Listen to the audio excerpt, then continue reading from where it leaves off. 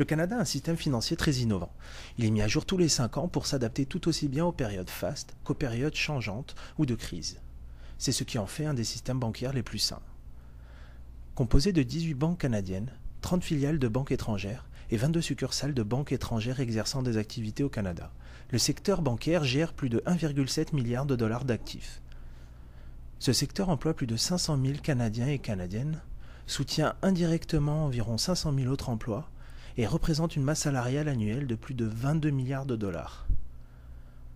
Selon le Forum économique mondial, le système canadien bancaire se classe au 5e rang à l'échelle mondiale au chapitre de la compétitivité internationale. Et il est généralement reconnu comme étant l'un des plus sécuritaires et solides au monde. Devant ces faits, on ne peut nier la compétence des dirigeants des banques canadiennes. Cependant, leur salaire est un sujet régulièrement au cœur de l'actualité et pose des questionnements au niveau de la responsabilité sociale. La rémunération totale des dirigeants, généralement composée de primes au rendement, de primes au risque, du salaire de base et d'options d'achat. Entre 2009 et 2010, les 7 principales banques canadiennes ont fait évoluer leur ratio d'équité de façon différente. La Banque Laurentienne est passée de 28 à 29, la Banque nationale de 72 à 54, la Banque de Montréal de 63 à 88, la Banque royale de 96 à 100, la Banque TD de 119 à 132, la Banque CIBC de 78 à 108 et la Banque Scotia de 156 à 209. La rémunération totale d'un dirigeant sert à récompenser le travail accompli dans l'intérêt de l'entreprise et de ses actionnaires. Mais une telle croissance a fait l'objet de plusieurs critiques. Par conséquent, au cours de l'année 2010, ces principales banques canadiennes ont tenu un vote consultatif sur la politique de rémunération des hauts dirigeants. Cela a suscité chez les banques des modifications importantes à leur politique de rémunération. Cependant, les actionnaires ayant exercé leur droit de vote continuent à appuyer de tels niveaux de rémunération. Dans l'ensemble, 95% de ces actionnaires ont voté pour. Mais pour quelles raisons ? En tant qu'actionnaire, mon objectif est de maximiser la valeur de mes investissements. Il est donc important de m'assurer que le dirigeant maîtrise les aptitudes fondamentales pour réaliser cette mission. Et pour attirer ce bon dirigeant, je dois payer le prix du marché. Cette rémunération va non seulement l'inciter à rester parmi nous, mais aussi le pousser à maintenir une vision à long terme et de prendre davantage des risques calculés. Finalement, en lui offrant une rémunération en fonction de son rendement, il sera toujours dynamique dans son objectif de hausser continuellement les profits. Vos points sont pertinents. Il est d'ailleurs tout à fait légitime de maximiser vos richesses. L'incitation par la rémunération est efficace dans la mesure où certaines limites sont respectées. Une étude effectuée par des étudiants en gestion de l'UQAM a démontré les effets néfastes d'une rémunération trop généreuse. Celle-ci aura pour effet d'attirer les dirigeants plus cupides que compétents. Ces derniers pourraient être tentés de prendre des décisions qui sont dans leur propre intérêt à court terme, plutôt que dans l'intérêt à long terme des actionnaires. Vous allez tout changer. Ouais, mais faut d'abord nous faire le chèque. Oui, bien sûr, oui. C'est mis. Oui, et en échange, vous promettez de changer le système. Ah bah là, on va tout changer, là, hein. Grâce aux 1700 milliards. Quoi, par exemple? Ah bah déjà, je vais changer de fringue, je vais changer de voiture, évidemment, et je vais certainement changer de maison. Combien t'as dit qu'il nous filait, Bob? 1700 milliards. Ah bah alors, on va changer de banque aussi. On va tout foutre aux Bahamas. Ouais, je me demande si on en fait pas un peu trop pour les banques. Il existe aussi énormément d'exemples pratiques qui prouvent l'absence de lien entre le rendement des banques et la rémunération de leurs dirigeants. En 2009, par exemple, le président de RBC a reçu une augmentation salariale de 2,5 millions de dollars, soit une hausse de 26%, alors que le bénéfice de cette banque a diminué de 15% cette année-là.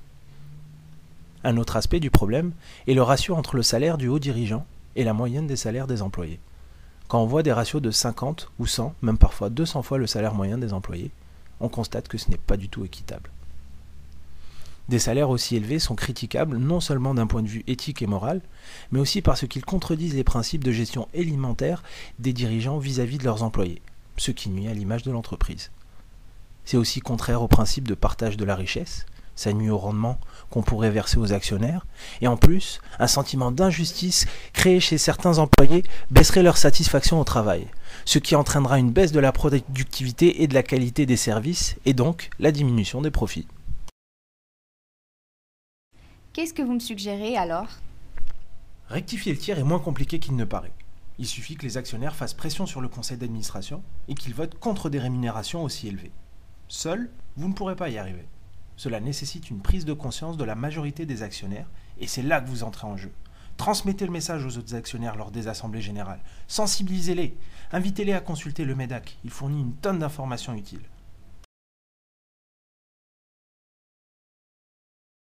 Et au niveau de la rémunération des hauts dirigeants, qu'est-ce que vous suggérez, en fait, comme changement, peut-être qui ne se ferait pas actuellement au niveau des grandes sociétés canadiennes?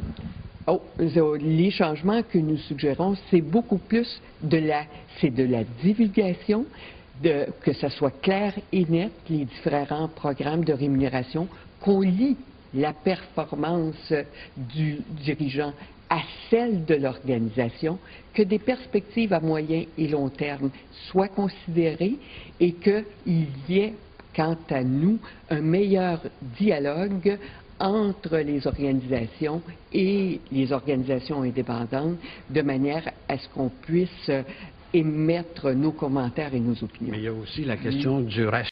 Et comment pourrait-on juger si la rémunération est adéquate? Dans un premier lieu, il faudrait convaincre les banques de divulguer leur ratio d'équité interne. Il suffira alors de s'assurer que le ratio d'équité ne soit pas extravagant. Le MEDAC conseille un ratio maximal de 20.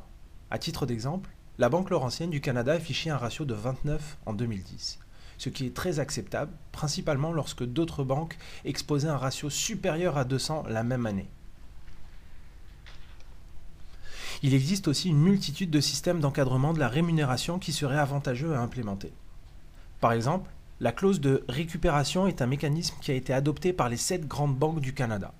Il permet de récupérer les primes de rendement. Si un dirigeant reçoit un boni pour la performance et qu'il s'avère quelques années plus tard que cette performance reposait sur une pratique illégale, alors il donne le moyen de récupérer ce boni du dirigeant.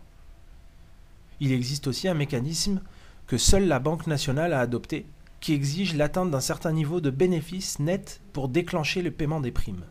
La Scotia et la CIBC, quant à elles, ont mis en place un autre mécanisme grâce auquel aucune prime n'est versée lorsque les objectifs ne sont pas atteints.